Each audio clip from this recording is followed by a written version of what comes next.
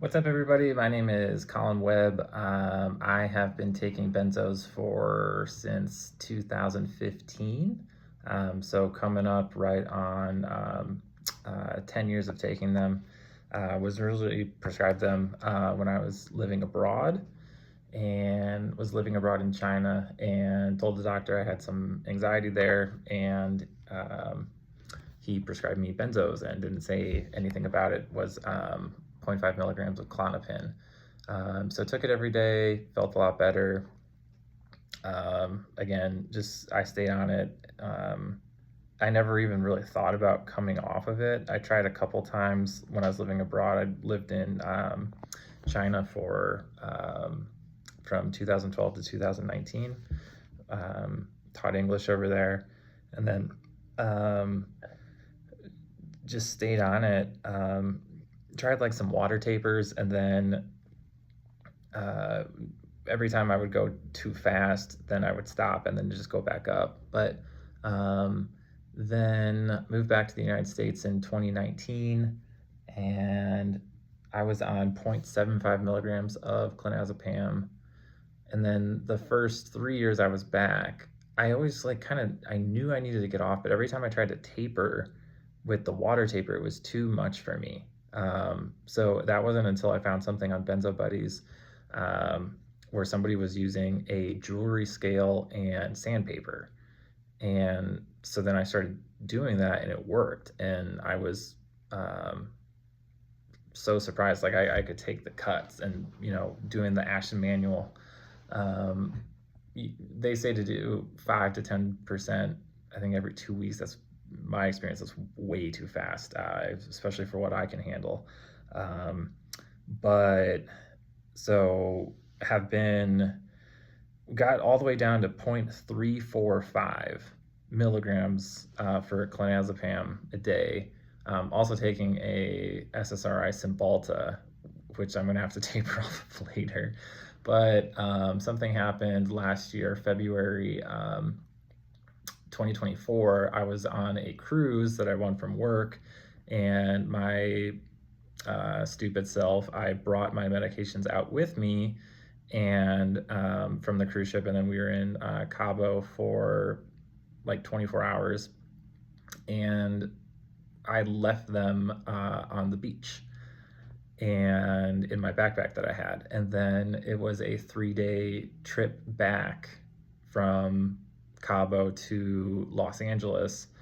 And the first day that I didn't have them, I just, it was like the normal withdrawal, whatever. And then the second day, I was just so bad. I was in the emergency room, whatever you want to call it, in the hospital, like at the very bottom of the ship. They have like a little hospital in there. And they were giving me Ativan, and it wasn't Adam, it was Valium, but it just it didn't work at all. I think my brain has just become too accustomed to Klonopin that they gave me Ativan there, and it didn't work. And then the third day I was there, I couldn't stop moving, and I felt so bad because my friend was there, and cruise ships, they're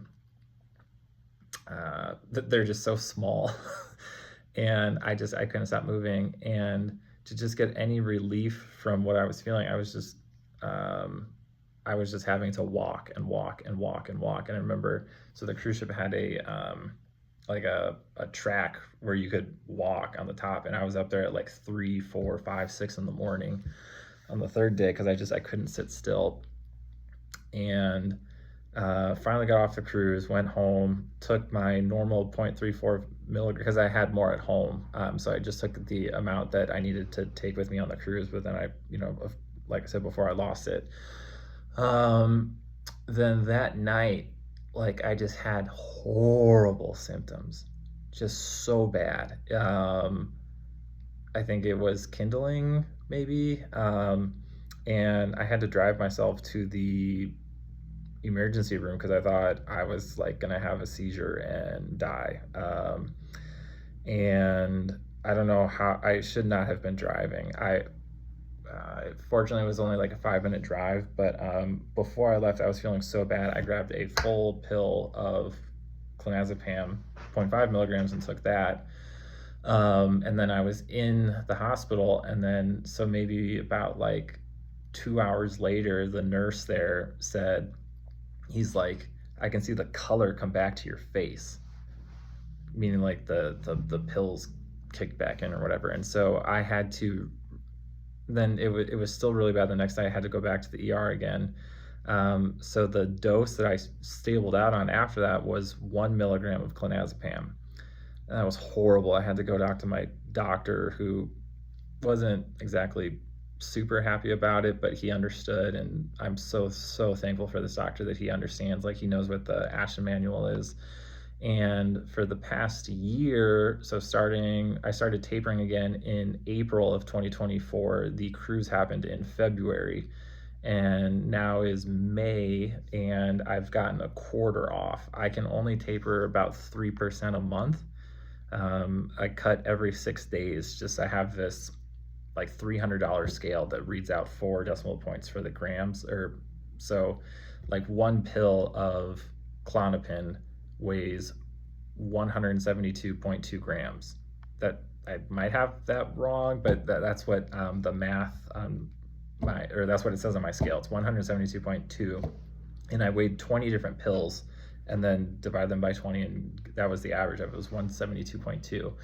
Now I'm down to 127.2, and so that's a little over a quarter. So I started cutting the pills into 3 quarters, and so each quarter that's remaining, I save that, and then every third dose I take the 3 quarters. So the next time I go back to my doctor should be here in June. He's always very happy when I have a lesser amount. So I'm going to be going from 2 pills once a day, so it's going to be 60 pills down to 45 pills. So that's good. So I'm moving, but switching from or doing the cut, I don't know if my body is absorbing it as well, because the normal amount, even though the weight on the scale is the same, like 3%, just the symptoms flared up so bad. And I had also been taking a brand called what the hell is it called? Tiva. Tiva is the brand that I was on forever for 8 years. And then in 2024, like in June, there's like a Teva shortage. So, or Teva, however you pronounce it. So I got switched to a brand called Accord, and it didn't work as well. I was able to taper like 2.5%, but fortunately enough, the pharmacy that I've been going to, it's been hell going back and forth with the pharmacy. They have to special order it, and different people you talk to the pharmacy, they're like, oh yeah, we can get it. Then they say that it's coming, and then someone else says, oh, we can't get it, and then then you got to go to another pharmacy, and it's just hell going back and forth. But so right now I'm trying to stable out at my current dose. I've been holding here for about 2.5 weeks. I think I might stable out here for another week or 2. We'll see. I'm feeling a little bit better, which is great. I started to put the pills under my mouth instead of just taking it. So I think that has helped me maybe absorb it a little bit. I'm not sure. So just taking this nice and slow. And so just making this, anybody who's, tapering, you just got to get through it. Never up the dose. You just gotta do it. The worst thing that ever happened to me was losing my pills and then having to go completely back up, and then knowing that all the suffering that I had gone through for the previous, it was like 1.5 years at that point, was absolutely for nothing. So, and I'm pretty sure I'm kindled now, so it's just tougher to get off. I was able to come off much quicker the first time around when I started tapering in 2022. So whoever's out there who's going through benzo withdrawal, I hear you, I see you. It's hell. It's not your fault.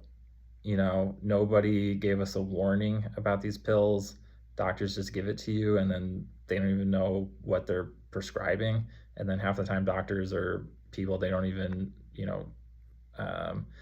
they say there is no benzo withdrawal, but anybody who's, you feel it. And my symptoms are not so bad physically, they're all mental. So like, I can't exercise. Before the cruise, I could exercise.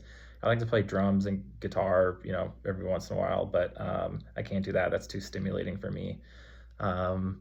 So yeah, just trying to, I think it's probably going to take another like 2, 3 years, something like that. And just have to keep hunkering down. Got a little baby at home. She's 3 months old. So just making this for anybody else who's going through it. I'm going through it too. Um, just trying to do the slow taper, and one day I will feel better again. But just trying to live like I'm at work right now, so I'm able to work. That's great. Able to go out to dinner, do all that normal stuff. But the fatigue hits me hard at night right now. Other than that, my symptoms aren't that bad because I'm going very, very slow because I have to be able to work and I have to be able to take care of my daughter. So just have to keep going slow. And so anybody who's going through this, I hear you, I see you. Keep going, keep trucking. You are not alone.